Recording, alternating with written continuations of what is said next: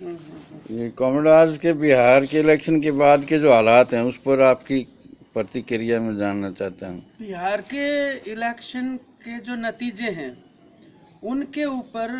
न केवल बिहार की जनता बल्कि पूरे देश की जनता की नज़रें लगी हुई थी,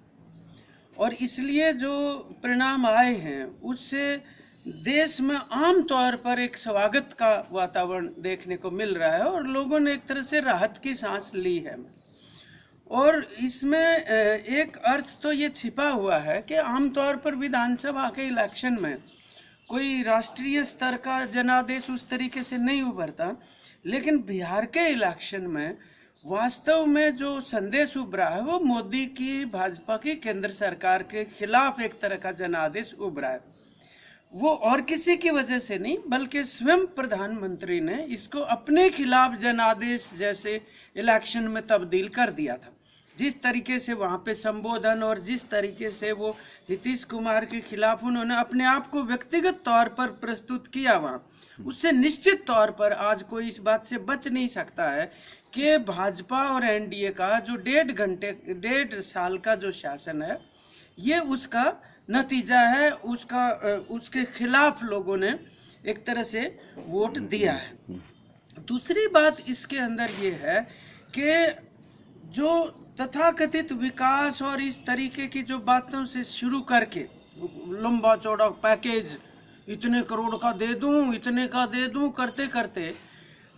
तीसरे चौथे दिन उसको डंप कर दिया क्योंकि लोगों ने उसको गंभीरता से नहीं लिया, और जैसे और चीजें उनकी जुमलाबाजी साबित हुई, इसको भी जुमले के रूप में ही लिया। और वहां से शुरू करके किस तरीके से पाकिस्तान के साथ जाके जोड़ दिया, किस तरह से गाय और मांस खाने के साथ जोड़ के इसका ध्रुवीकरण सांप्रदायिक आधार पर करने की कोशिश की, वो लोगों ने रिजेक्ट किया। लोग इस चीज को पसंद नहीं करते। वास्तव में आज स्थिति ये पैदा हो गई है कि ये कोई हिंदू मुसलमान की बात नहीं, खुद हिंदू धर्म का कोई लेना देना नहीं है इनके हिंदुत्व से। वास्तविकता ये है, जिसको ये हिंदुत्व कहते हैं वो वास्तव में हिंदू उसको पसंद नहीं करते हैं। उसमें गैर बर्दाश्तगी, उसके अंदर एक संकीर्णता, उसमें इस किस्म का जो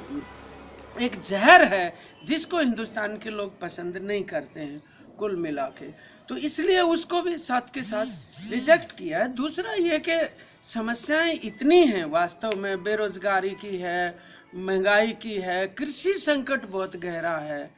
और सामाजिक न्याय का भी एक सवाल जो है वो बहुत ही गंभीर आकार में आके खड़ा हो गया लोगों के सामने। तो ऐसी स्थिति में वामपंथी पार्टियों ने जरूर एक वैकल्पिक नीतियों की प्रस्तुति करने का इस बार जो है एक कदम उठाया था बिहार के अंदर।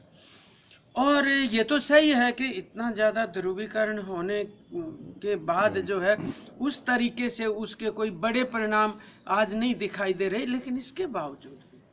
जो CPI-ML की वामपंथी मोर्चे की तरफ से 3 सीट आई, अब आप देखिए 3 सीट तो रामविलास पासवान की पार्टी की भी नहीं, जीतन राम मांझी की पार्टी की भी एक ही सीट है। तो और 15 लाख के करीब वोट जो वामपंथी मोर्चे को मिला है, ये एक नई शुरुआत की तरह से है। परंतु तमाम वामपंथी धर्मनिरपेक्ष पार्टियों ने बिहार के इलेक्शन का स्वागत किया है और उसको एक अच्छा कदम बताया है। वर्तमान हालात में जिस तरीके का देश में वातावरण पैदा करने की कोशिश की जा रही थी, उसके खिलाफ जो लोग लड़ने की हिम्मत दिखा रहे थे, उनको निश्चित तौर पर बल मिलेगा। आज वो उत्साहित हैं देश भर में, तो एक अच्छा कदम देश के लिए ये हुआ है। और हमारे हरियाणा जैसे प्रांत में हम देख रहे हैं कि यहाँ के मुख्यमंत्री जिस तरह के नारे लगा रहे थे,